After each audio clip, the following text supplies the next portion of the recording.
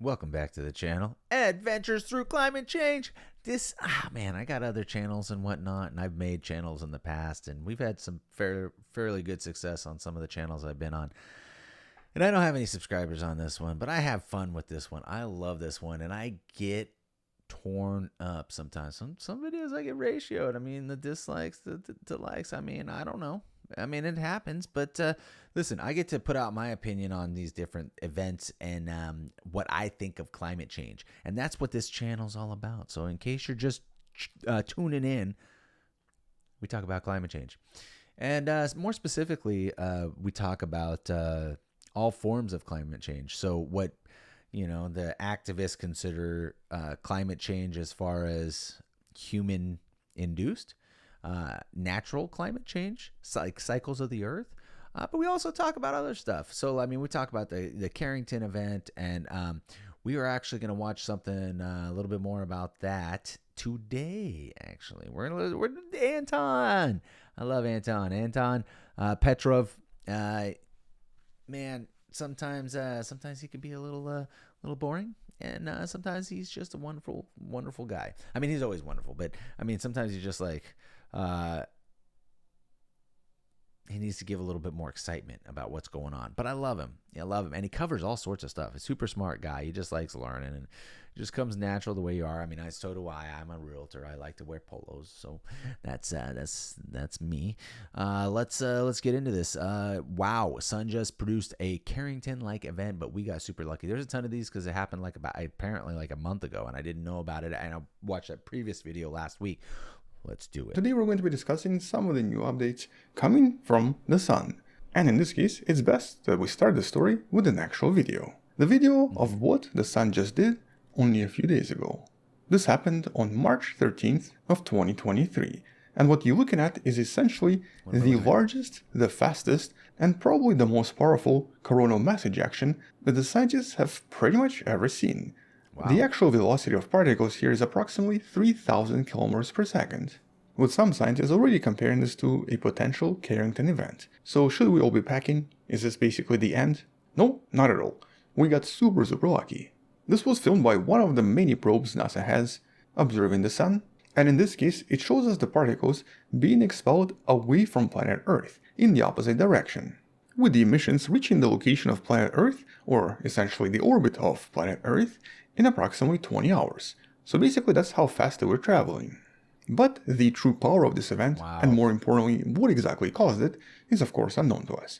Nevertheless, because it was such a powerful event, even though it was emitted in the opposite direction, a small part of the emission did approach planet Earth as well. And because of this, in the last couple of days the entire Twitter was covered in videos and pictures of incredible aurora from pretty much around the world. So basically this event was so powerful that even though it headed in the opposite direction, it still affected planet Earth and still generated what's known as a G1 to possibly G2 type storm, which is both a little bit nerve-wracking, but also extremely important for several scientists that study these events and try to predict their occurrence. And the thing is, when it comes to these very unusual events that we know very little about, and that in theory could actually damage a lot of technology on our planet, something we discussed in previous videos you can find in the description, and something that we know for a fact happened back in 1989 in my home province of Quebec. Trying to understand these events, and more importantly, trying to predict these events, is one of the more important sciences of modern age. Because a lot of modern technology on our little planet is extremely vulnerable when it comes to these geomagnetic storms. Even in 1859, when the Carrington event occurred, and back then there was obviously not a lot of technology going around, it literally fried telegraph systems and caused fire in several locations. That's how powerful this was. And in some sense, it's quite possible that it was this powerful. And this is one thing that we're not ready to find out. But there's probably no reason to panic yet, and actually probably for quite a while. What is important to understand here is that this is an important scientific field, and the scientists have been actually making a lot of progress in trying to figure out exactly what happens here, what causes all of this, and how to even predict these in the future. And this relates to several important videos in the description on this particular topic. But here I wanted to talk about the kind of a summary of everything we know so far, and what happened in this case as well. So when it comes to observing the sun, a few weeks ago, something else very unusual happened on the surface of the sun. This was observed in the northern region very close to the North Pole of the Sun, and it appeared as a very strange filament of plasma that broke away from the Sun and created a strange vortex-like formation circulating around the North Pole. Nothing like this has ever been seen before, and even now this is still kind of difficult to explain, but this did suggest that the Sun might do something really strange very soon. Something very powerful and something related to geomagnetic field was happening on the surface of the Sun. And a few years ago I made a video about the beginning of the new solar cycle. Basically, every 11 years there's a kind of a solar cycle that the Sun goes through, where every 11 years we start seeing the increase in a lot of solar activity, and specifically a lot of sunspots, followed by a dramatic decrease and a quiet period that may last for a few months or even a year. The last cycle ended in 2020.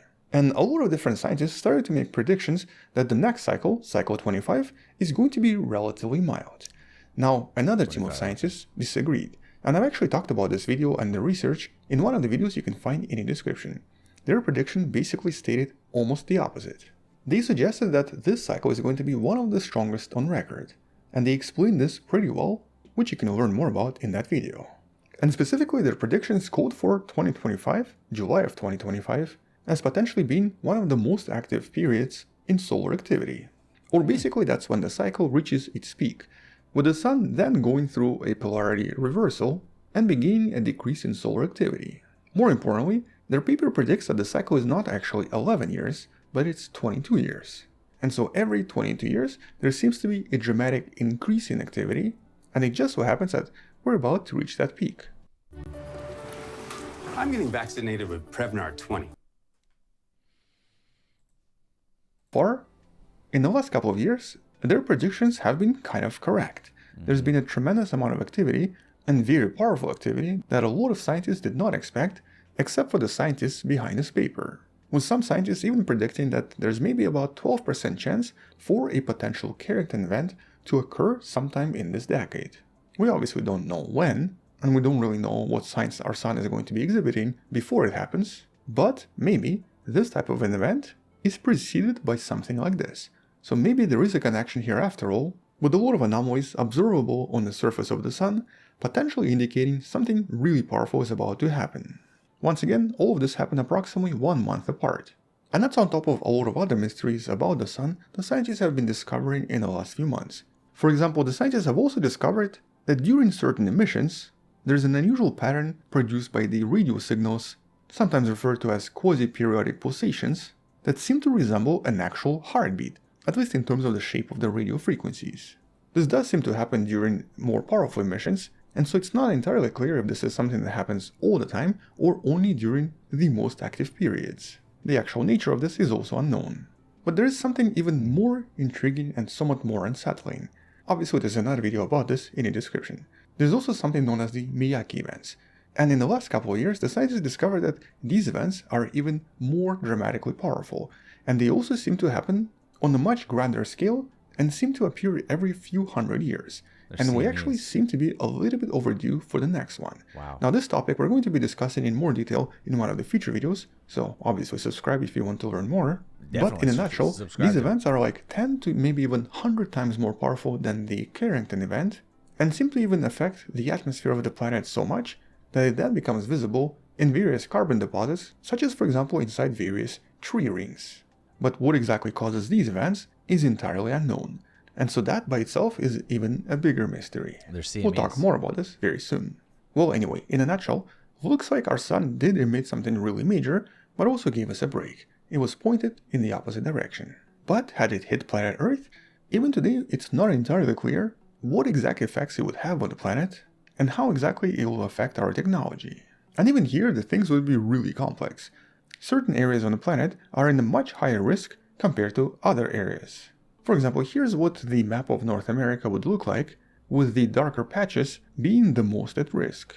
Most of this is a combination of the magnetic field of the planet and the overall conductivity of soil in those regions. So basically all of this is super complex, we still know very little about it, but it does have a very high chance to potentially disrupt modern technology.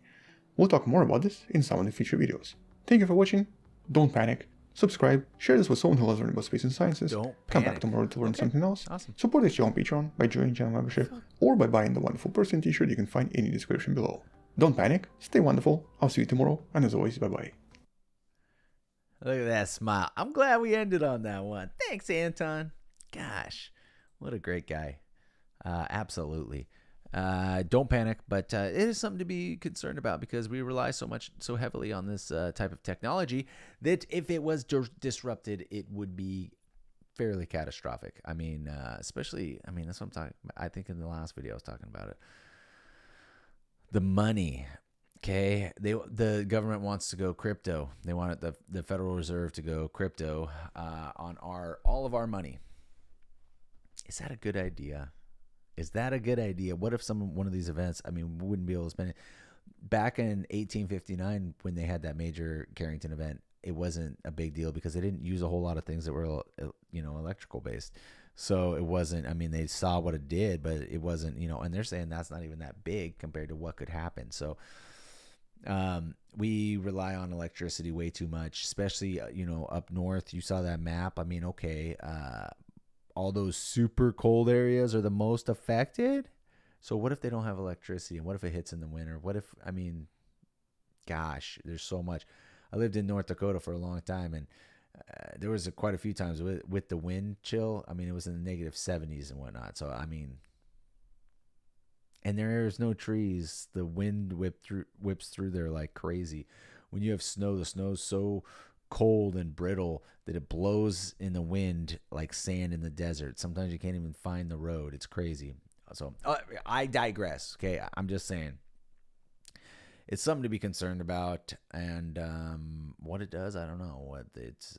I also saw another thing. There was a whole bunch of radiation. Should we be concerned about it? I think we should try to figure out what to do when this type of stuff happens. Okay, that's my 2 cents. If you thought I earned your subscription, I would love it right now. Otherwise, maybe next time. And I hope to catch you on the next video.